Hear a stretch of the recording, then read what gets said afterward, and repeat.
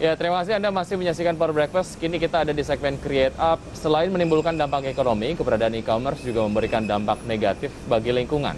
Ya, semakin gemarnya masyarakat berbelanja secara daring, meningkatkan kebutuhan akan plastik pembungkus yang menimbulkan permasalahan sampah.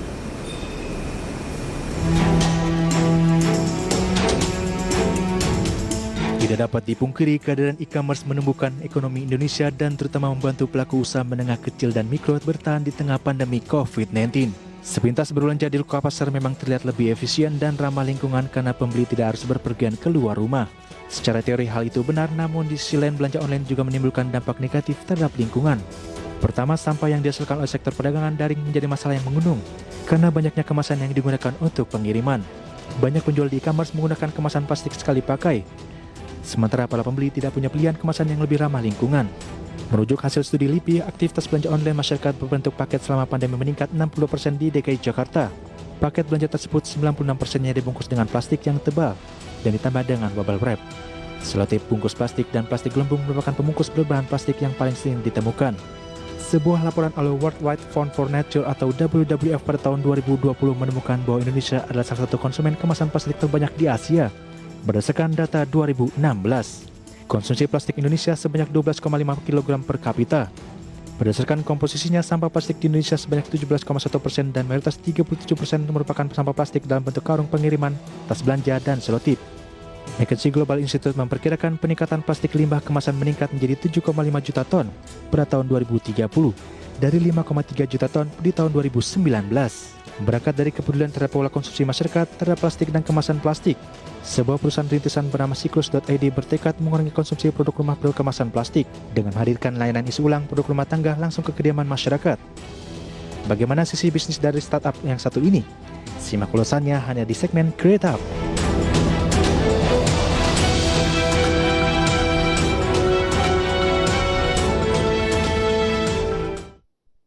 Ya, ini menjadi dua sisi mata uang begitu. Di sisi lain bagaimana e-commerce menumbuhkan ekonomi dari banyak pihak, tapi di sisi lain menimbulkan ataupun menumbuhkan kebutuhan akan plastik sekali pakai gitu ya, untuk mengemas produk-produk e-commerce. Solusinya kira-kira bagaimana? Coba kita akan bahas ya dari sisi bisnis startup, isi ulang produk rumah tangga. Sudah tersambung bersama kami melalui Zoom Laksamana Sakti atau biasa disapa Mas Alif, Head of Operation Siklus. Halo. Mas Alif. Halo. Siklus saja ya? Iya. Oke, baik. Ya, Siklus. Selamat pagi. Oke. Dan Mas Wiki, selamat pagi. Sehat ya? Sehat. Oke. Mas Alif, kalau bicara mengenai pola hidup dari masyarakat yang gemar menggunakan kemasan plastik sekali pakai, bagaimana Siklus melihat ini? Pertama-tama memang Siklus melihat fakta lapangan di mana memang masyarakat Indonesia, utamanya kota-kota besar seperti Jabodetabek, seperti itu ya, memang sudah banyak teredukasi terkait permasalahan sampah plastik. Tetapi memang yang terjadi, yang kami lihat bahwa saat ini bukan mereka tidak ingin untuk mencari produk yang lebih ramah lingkungan, tetapi memang opsi yang tersedia sangatlah minim. Pun kalau misalnya ada bab store mungkin harganya lebih premium atau dan lain sebagainya, sehingga membuat mereka seperti reluctant untuk mencoba melakukan membeli produk-produk yang lebih ramah lingkungan seperti itu. Jadi dari awal tahun 2020 kami mencoba piloting gitu, melihat secara nyata di lapangan apakah memang benar-benar pertama, apakah problemnya nyata? Nah, ternyata benar-benar nyata bahwa bisa kita tahu juga tadi sudah disebutkan bahwa Indonesia merupakan penyumbang sampah plastik terbesar ya, kedua di dunia ke laut gitu. Terus kami melihat juga bahwa ternyata marketnya itu pun sudah ready, di mana banyak sekali masyarakat yang menginginkan kita. Itulah mengapa pada saat kita launch, traction kita juga sangat bagus, mengingat adanya sekitaran 30-40% man-on-man growth ya dari demand dari customer kita, dan berbagai macam customer tersebut penyebarannya itu melalui word of mouth. Hal itulah yang membuat Siklus hadir untuk bagaimana caranya Siklus memastikan bahwa solusi ini hadir untuk masyarakat, utamanya masyarakat di Indonesia. Oke, Mas Alif, kalau secara singkat bisa disimpulkan bahwa apa yang dikerjakan Siklus ini ke pemirsa itu apa gitu?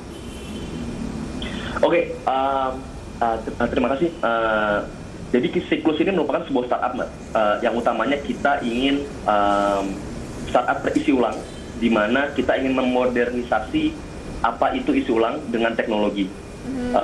Visi misi kita simpel sekali, kita melihat ada dua problem utama, sampah plastik dan juga adanya harga-harga yang mahal ketika kita membeli sachet dan juga mini pouch. Jadi sebenarnya dibandingkan dengan produk-produk yang lebih besar dalam artian harga per volume ya. Oleh karena itu kami melihat bahwa waduh, orang tuh mau hemat, misalnya beli sachet atau segala macam, ternyata mereka malah bukan untung malah buntung gitu. Oleh karena itu kita melihat dari sisi ini Siklus akhirnya hadir untuk bagaimana caranya memodernisasi dengan software aplikasi maupun hardware dispensing teknologi untuk bagaimana caranya kita menyebarkan produk-produk rumah tangga. Jadi ada produk-produk personal seperti sampo, sabun mandi, hand wash dan lain sebagainya, sampai ke foam produk kayak dishwashing liquid dan lain sebagainya, sampai ke food product juga gitu, untuk ke masyarakat, dan masyarakat bisa melakukan isi ulang menggunakan wadahnya mereka sendiri, kemudian tanpa plastik sama sekali utamanya, dan juga mendapatkan harga yang 10-20% lebih murah daripada pasaran. Oke. Mas Alif, terkait dengan keberadaan dari Siklus sendiri untuk kemudian memberikan solusi lah ya, kalau dilihat sedikit secara kacamata yang lebih luas gitu, upaya yang kemudian dilakukan oleh pemerintah dan juga teman-teman swasta lah ya untuk mendaur ulang kemasan-kemasan plastik dari produk-produk yang mereka produksi lah. Anda melihatnya seperti apa? Apakah itu kemudian tidak berjalan maksimal sehingga perlu dilakukan sebuah langkah dari masyarakatnya sendiri, disadarkan untuk mengisi ulang lah ya produk-produk rumah tangga agar sampah plastiknya berkurang, karena memang dari sisi penanganan sampah plastiknya sendiri juga memang belum baik gitu. Ya, betul Mas. Jadi problemnya masalah plastik ini memang dari hulu ke hilir ya, di mana pertama kali plastik itu juga sudah menghasilkan karbon sampai ke waste manajemennya, di mana waste manajemennya itu kurang baik, sehingga tidak hanya banyak kita temui sampah plastik ini bukan end up di pengelolaan atau recycling, tetapi kalau nggak di landfill ataupun ke sungai dan kemudian akhirnya ke laut dan menghasilkan mikroplastik dan sebagainya. Itu memang fakta yang kita temui di lapangan. Tetapi yang mau saya sampaikan bahwa apa yang kita temukan saat ini, baik dari pemerintah maupun pihak swasta saat ini, mungkin yang bekerja sama dengan kita, brand-brand FMCGs ya, atau consumer goods, mereka sangat-sangat antusias, utamanya pemerintah, di mana Siklus pun sudah menjadi bagian dari Bappenas untuk men-advise mereka bagaimana caranya di masa yang akan datang, mungkin di tahun 2030, masyarakat Indonesia itu bisa berdampingan dengan sampah dengan lebih baik gitu. Kemudian pemerintah kota juga. Oke, Mas Alif, produk seperti apa sih mungkin dari Siklus yang ditawarkan yang paling banyak dilakukan isi ulang dari masyarakat? Saat Contoh ini kasus karena gitu. tadi ada, saat ini karena produk kita tadi ada 3 produk utama, kategori utama, tapi adalah yang urusan misalnya hubungan dengan makan, Mbak. Jadi yang pertama ada cooking oil, coconut cooking oil, dishwashing liquid, itu hal-hal yang paling banyak. Desain saya sih mungkin banyak yang kayak buat pembersih rumah, deterjen, dan juga produk-produk personal. Oke, masih ada beberapa hal yang kita akan bahas usai jeda berikut ini, Mas Alif. Tetap bersama kami, dan tentu saja pemirsa, kami akan kembali usai jeda berikut ini.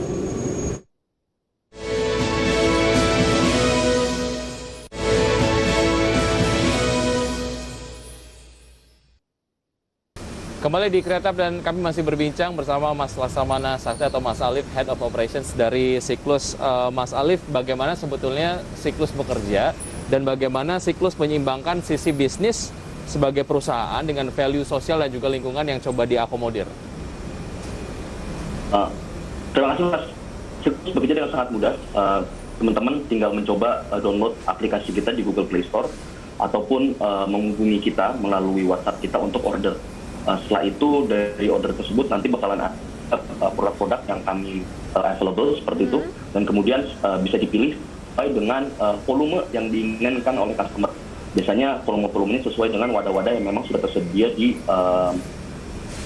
di rumah-rumahnya masing-masing ya. Kemudian setelah order nanti slot di normalnya e-commerce biasa atau grocery, nanti motoris kami akan datang dan memberikan konfirmasi di pagi hari, akan datang sesuai dengan slotnya, dan kemudian akan mengisi ulang langsung di depan rumahnya konsumen.